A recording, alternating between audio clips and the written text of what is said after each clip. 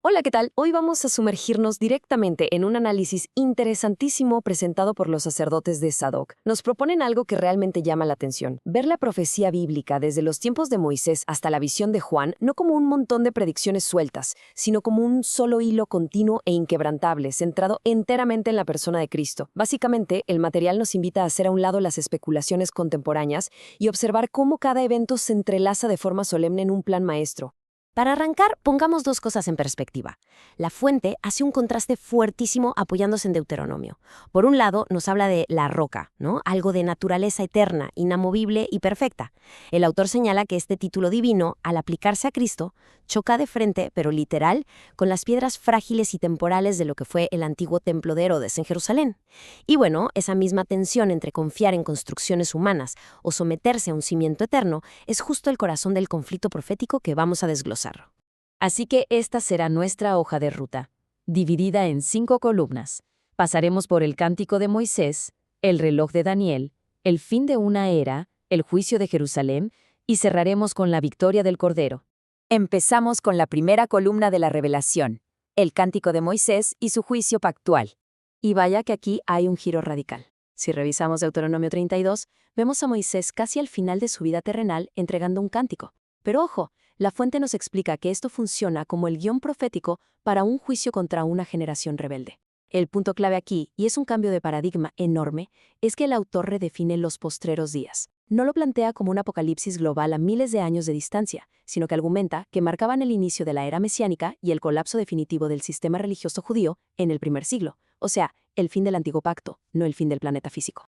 Pasamos a la segunda columna, el famoso reloj de Daniel. Ahora, al llegar a los profetas, específicamente a la visión en Daniel capítulo 9, el análisis hace una observación fundamental.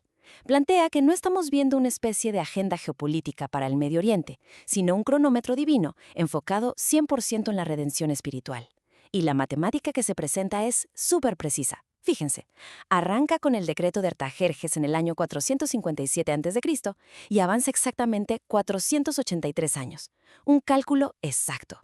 Esto nos aterriza justo en el año 27 después de Cristo, el momento histórico de la llegada y bautismo del Mesías, seguido inevitablemente por la destrucción del templo en el año 70. Además, se mencionan 6 objetivos clarísimos que el ángel Gabriel trazó para estas semanas. Metas que van desde poner fin al pecado hasta traer justicia perdurable. El texto argumenta que estas 6 metas se cumplieron en su totalidad, de forma íntegra, con el sacrificio de Cristo en la cruz. De hecho, detalla cómo esta obra reemplazó permanentemente aquellos sacrificios temporales del Antiguo Testamento. Todo giraba en torno a la redención. Lo que nos lleva a nuestra tercera columna de análisis, el fin de una era. Aquí el material resalta un paralelismo súper interesante en el Monte de los Olivos. Cuando Jesús sale del templo físico, visualmente representa la gloria divina apartándose de esa casa, muy al estilo de las visiones de Ezequiel. Y aquí se aborda una de las confusiones teológicas más grandes.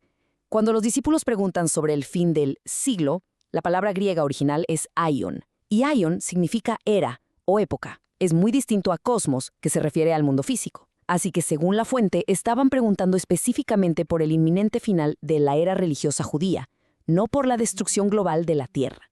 Esta interpretación conecta de maravilla la enigmática abominación desoladora de Daniel con los registros históricos del Evangelio de Lucas. La conclusión expuesta es clara. La abominación fue, históricamente, la llegada de los ejércitos romanos en el primer siglo, rodeando Jerusalén con sus estandartes idólatras. Y es fascinante, porque fue justo entender esta advertencia lo que permitió a los primeros cristianos huir hacia los montes y salvar sus vidas. Llegamos así al punto número 4, el juicio de Jerusalén. Al analizar los horribles eventos del asedio que culminaron en el año 70, la fuente identifica esto como la gran tribulación que aniquiló definitivamente el sistema del antiguo pacto, y es muy revelador cómo explican el lenguaje apocalíptico de venir en las nubes. En el Antiguo Testamento, como en Isaías 19, esta frase no significaba que Dios bajara literalmente flotando, sino que venía en juicio utilizando ejércitos invasores, en ese caso contra Egipto. El análisis sugiere que Jesús empleó exactamente el mismo lenguaje para advertir que los romanos ejecutarían ese juicio divino sobre Jerusalén a la vista de esa misma generación del siglo I. Entonces, con todo este contexto histórico armado, surge una pregunta que de verdad nos deja pensando. ¿A quién representaba realmente Babilonia la Grande? Esa gran incógnita es el puente perfecto para entrar al acto final de este análisis, abordando el misterioso libro del Apocalipsis. Entramos entonces a nuestra última columna, la victoria del Cordero. El material original nos propone estructurar la lectura del Apocalipsis desde otra óptica. No como ciencia ficción proyectada al futuro distante, sino como una perspectiva cósmica y legal de los inminentes juicios del siglo I. Y hacen un contraste visual poderosísimo. Identifican a la gran ramera como la Jerusalén apóstata. Y ojo al detalle, la describen vestida de púrpura, escarlata y oro, que casualmente son los colores exactos del velo del templo y del sumo sacerdote. A esta ciudad infiel se le contrapone majestuosamente la esposa, que es la iglesia pura y fiel del nuevo pacto. Bajo esa misma lógica, el autor argumenta que esas inmensas secuencias de 7 que vemos, los sellos, las trompetas, las copas, no son simples números al azar, se presentan como un patrón legal súper estricto. Básicamente, representan la activación meticulosa de las maldiciones de Levítico 26, donde Dios prometió que una nación rebelde que se negara a arrepentirse sería castigada 7 veces más.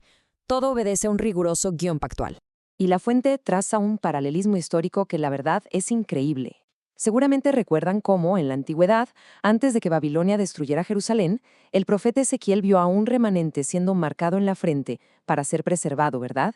Bueno, el análisis sugiere que los 144.000 sellados en el Apocalipsis representan exactamente eso, a la fiel comunidad judeocristiana del primer siglo que fue providencialmente protegida del asedio y la espada de Roma. Ahora, tocante al reinado milenial, la perspectiva que ofrece el comentario es muy específica. No lo interpretan como un futuro reino geopolítico en la Tierra, para nada. En cambio, plantean que el milenio es la vasta era en la que nos encontramos actualmente. Un periodo donde Satanás ha sido atado para no poder bloquear la gloriosa expansión mundial del mensaje del Evangelio hacia todas las naciones gentiles. En síntesis, todo el análisis aterriza en una conclusión teológica profunda. Lo que presenciamos en el texto no es otra cosa que una gigantesca y definitiva transición. Es pasar de aquel plano físico, lleno de sombras, sacrificios y templos de piedra, a la majestuosa realidad eterna y espiritual del nuevo pacto en la persona de Cristo. Y todo este recorrido nos deja con una reflexión verdaderamente profunda para cerrar. Si este hilo de profecías, hilvanado perfectamente desde Moisés hasta Juan, se materializó con semejante exactitud matemática e histórica, ¿cómo transforma eso nuestra comprensión de la soberanía divina hoy en día? Ojalá esta exploración de la fuente haya aportado perspectivas muy interesantes. Hasta la próxima.